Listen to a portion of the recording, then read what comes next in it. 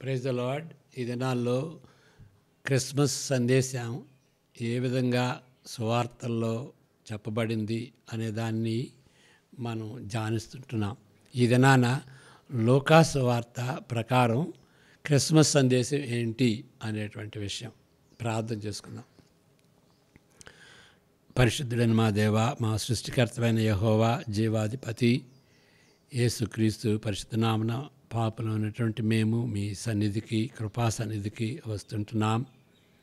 ఈ క్రిస్మస్ సందేశాన్ని బట్టి వందనాలు. దాన్ని మేము అర్థం చేసుకుని మా జీవితాలకు అన్వయించుకుని మా జీవితాల్లో మీకు ఇష్టపూర్వకమైనటువంటి రీతిగా మేము జీవించడానికి మీరు సహాయం దయచేయమని మీ ఆశీర్వాదాలు కోరుకుంటూ యేసుక్రీస్తు పరిశుద్ధ నామమున ప్రార్థిస్తుంటున్నాం తండ్రి.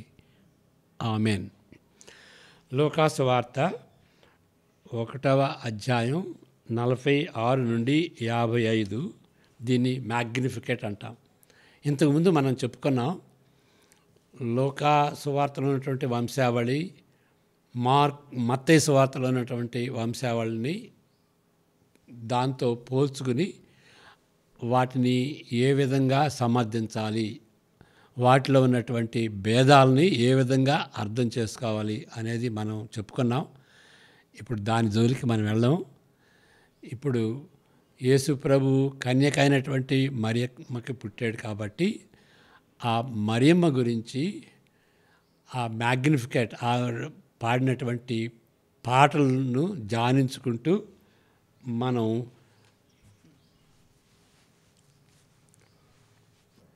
దానిలో ఉన్నటువంటి సత్యాలని మనం గ్రహిస్తాం. అప్పుడు అంటే అక్కడ గాబ్రియేలు దూత ఇచ్చినటువంటి సందేశానికి స్పందిస్తూ మరియా, యేసు ప్రభు తల్లి అయినటువంటి మరియా ఈ విధంగా స్పందించినట్లుగా మనం ఈ వచనంలో చదువుతున్నాం. అప్పుడు మరియా ఇట్లనెను, నా ప్రాణము ప్రభువును కనపరుచుతున్నది. ఆయన తన దాసురాలి దీనస్థితిని కటాక్షించను. నా ఆత్మ నా రక్షకుడైన దేవుని యందు ఆనందించను. సర్వశక్తిమంతుడు నాకు గొప్ప కార్యములు చేశాను గనుక ఇది మొదలుకొని అన్ని తరముల వారును నన్ను ధన్యురాలని అందరూ. ఆయన నామము పరిశుద్ధము. ఆయనకు భయపడు వారి మీద ఆయన కనికరము తరతరములకు ఉండును. ఆయన తన బాహువుతో పరాక్రమము చూపెను. వారి హృదయముల ఆలోచన విషయమై గర్విష్ఠులను చెదరగొట్టెను. సింహాసనముల నుండి బలవంతులను పడద్రోసి దీనులను ఎక్కించెను. ఆకలిగొనిన వారిని మంచి పదార్థములతో సంతృప్తిపరచి ధనవంతులను వట్టి చేతులతో పంపివేశను. అబ్రహామునకును అతని సంతానమునకును యుగాంతము వరకు తన కనికరం చూపి జ్ఞాపకము చేసుకొనినందున మన పితరులతో సెలవిచ్చినట్టు ఆయన తన సేవకుడైన ఇశ్రాయేలునకు సహాయము చేసెను. అంతట మరియా ఇంచుమించు 3 నెలలు ఆమెతో కూడా ఉండి పిమ్మట తన ఇంటికి తిరిగి వెళ్ళాను. ఆ పద్యం ద్వారా మనం కన్యకైనటువంటి మరియమ్మ గురించి మనం ఏమి నేర్చుకోవచ్చు అనేటువంటి సందేశం మీద ధ్యానించుకుందాం. ఇప్పుడు ఒకళ్ళు బ్యాడ్ థియాలజీ కలిగి ఉంటే దాన్ని సవరించడం కోసం మనం తరచుగా మన స్పందన కూడా బ్యాడ్గా ఉంటుంది. ఒక తప్పుని సవరించాలి అని అంటే వేరే తప్పుతో సవరించినట్టుగా చాలాసార్లు మనం చూడగలుగుతున్నాం. ఇక్కడ మరియమ్మ గురించి మరి కొంతమంది ఏమంటారంటే ఆమె మదర్ ఆఫ్ గాడ్, దేవుని తల్లి అని అంటారు. ఆవిడకి ఇచ్చినటువంటి బిరుదు.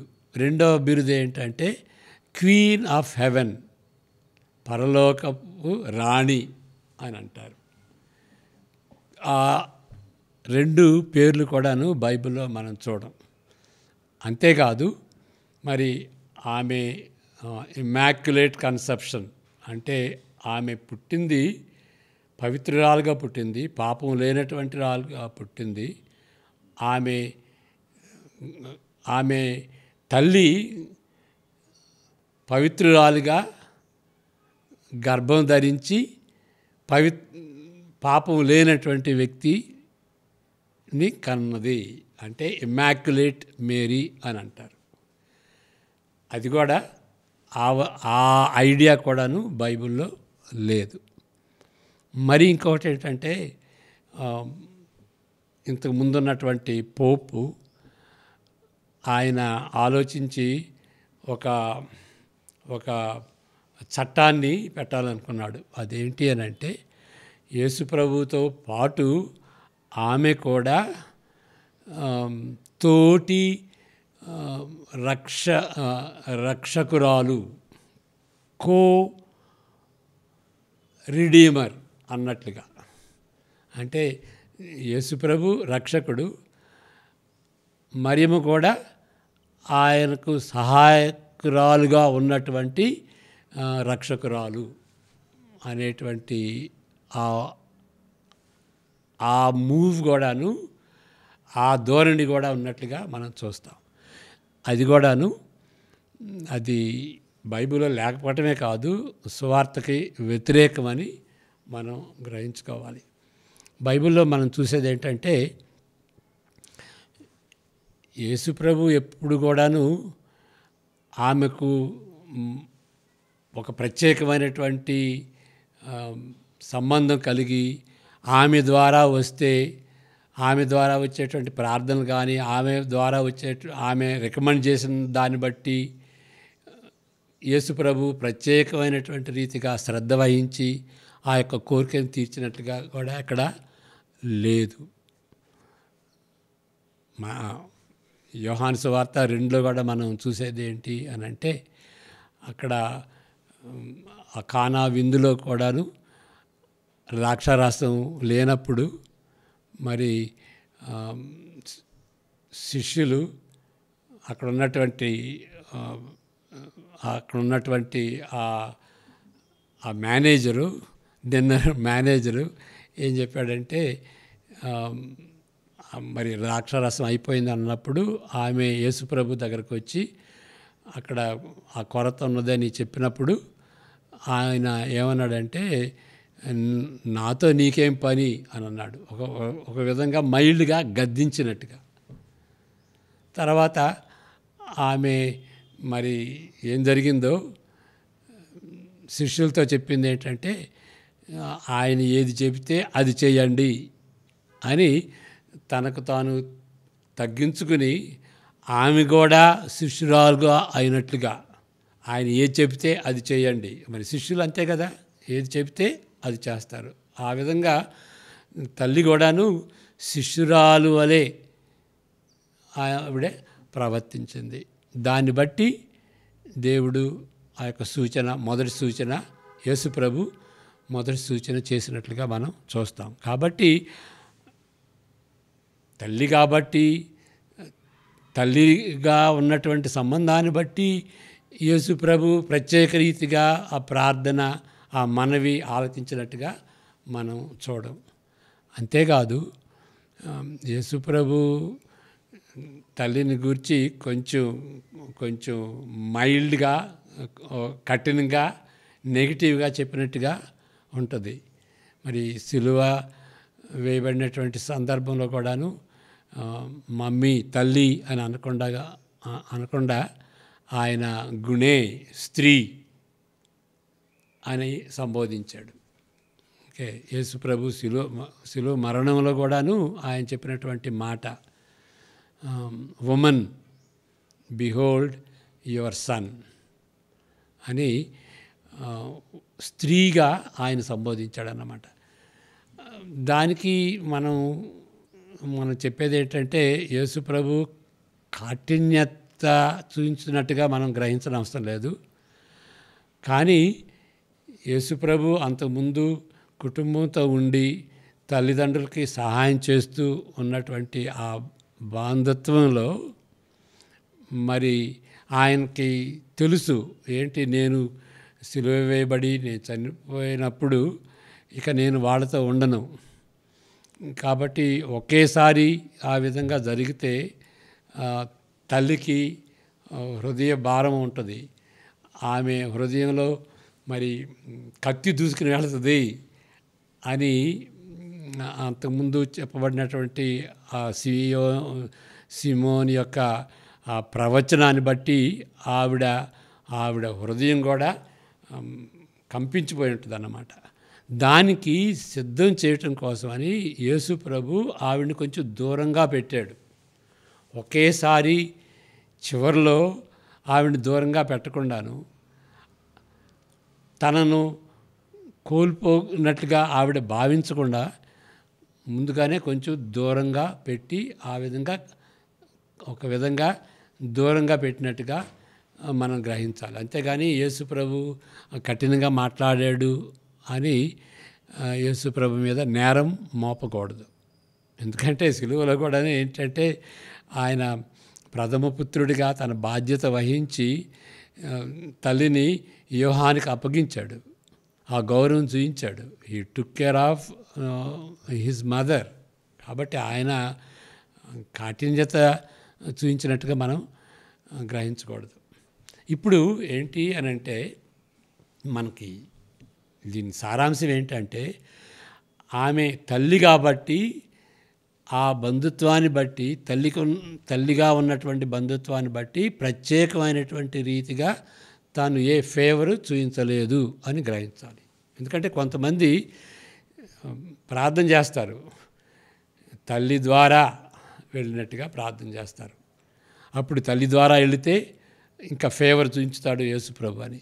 దానికి బైబిల్ ఆధారం లేదు.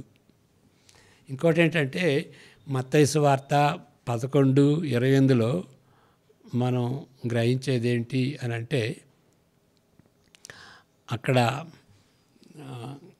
Come to me all you labour and are heavy laden I will give you rest. ప్రయాసపడి భారం మోస్తున్న సమస్తమైన జనులారా నా యొద్దకు రండి, నేను మీకు విశ్రాంతినిచ్చేదను అని చెప్పాడు. నా యొద్దకు రండి అన్నాడు కానీ నా తల్లి దగ్గరికి రండి, నా తల్లి ద్వారా రండి అని యేసు ప్రభు చెప్పలేదు. కాబట్టి నేరుగా ఆయనకు దగ్గరకు రమ్మని ఆయన చెప్పాడు. కాబట్టి ఈ ఆలోచనలన్నీ కూడాను మరి బైబిల్లో ఉన్నటువంటి ఆలోచనలు కాదు. మనిషికి దేవునికి మధ్యవర్తి ఒక్కడే అని 1 తిమోతి లో మనం చూస్తాం, 2:5లో చూస్తాం. మనిషికి దేవునికి మధ్యవర్తి ఒక్కడే, ఆయనే యేసుక్రీస్తు. దేవుడొక్కడే, దేవునికిని నరులకును మధ్యవర్తియు ఒక్కడే, ఆయన క్రీస్తు యేసును నరుడు.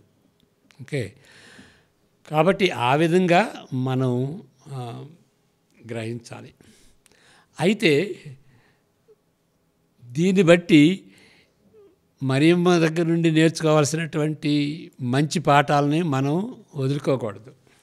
అది ఏంటి అని అంటే మనం ఇక్కడ చదువుకున్నటువంటి ఈ భాగంలో లోకాసు వార్త 1:46 నుండి ఓకే, అక్కడ మనం ఈవిడలో గ్రహించుకునేది ఏంటి అని అంటే ఆమె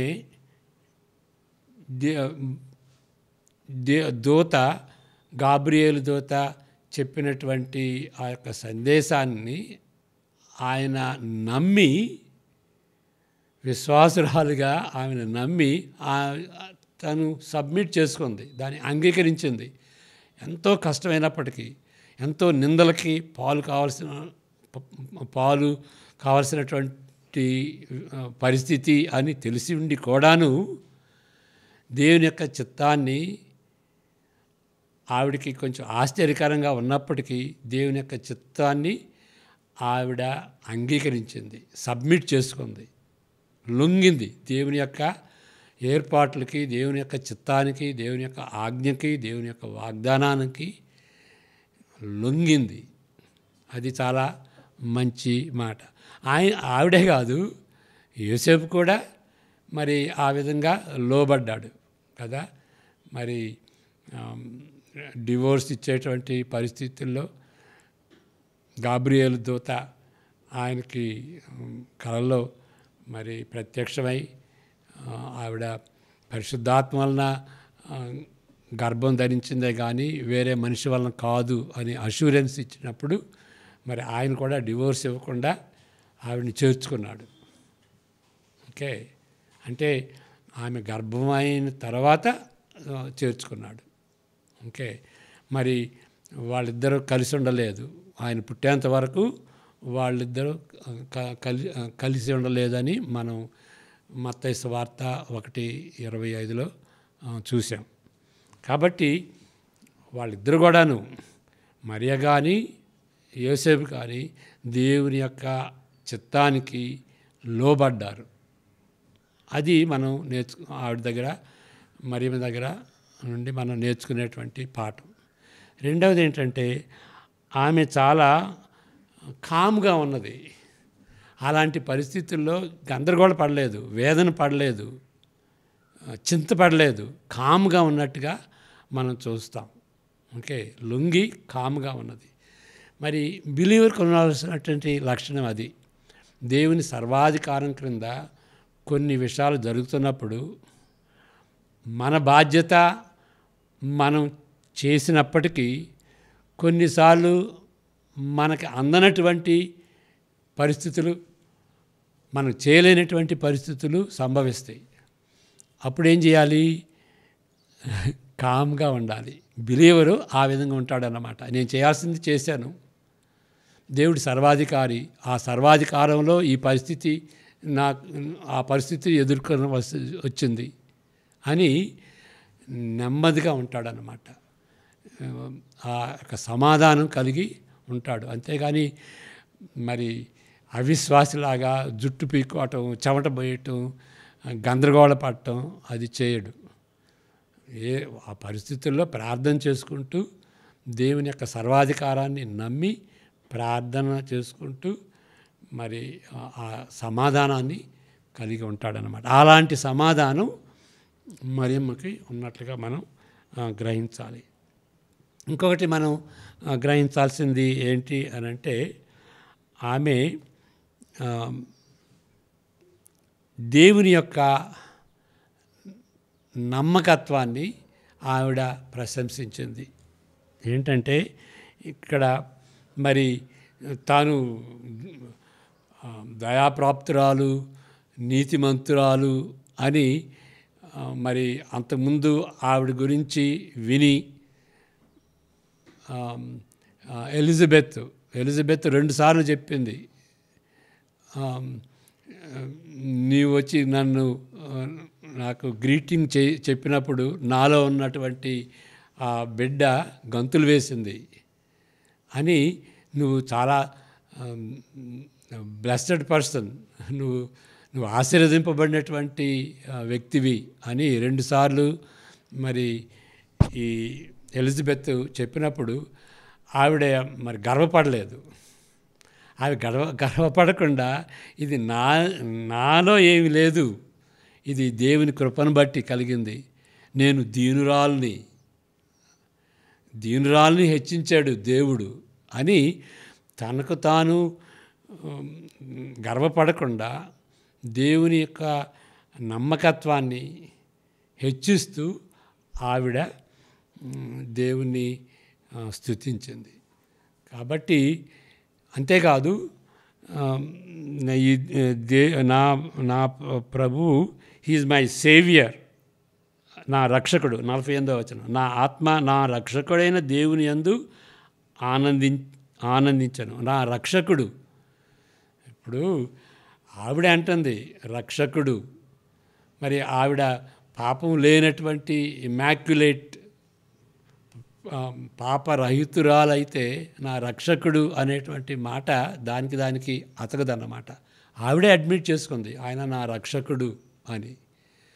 రక్షకుడు అంటే లోకాసు వార్తలో పాపా నుండి రక్షించేటువంటి వాడు అని.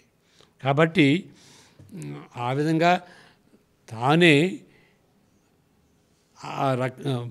తానే తన పరిస్థితిని గ్రహించి దేవుడు నా రక్షకుడు అని అంటే, ఓ నీకు రక్షణ ఎందుకు అని అనేటట్లుగా మనం ఆవిడ్ని సమర్థించకూడదు. కాబట్టి ఆవిడ దగ్గర మనం నేర్చుకునేది ఏంటంటే, తను తాను తగ్గించుకుని దేవుని హెచ్చించి ఇది దేవుని యొక్క ఆశీర్వాదం అని దేవుని ఘనపరిచింది.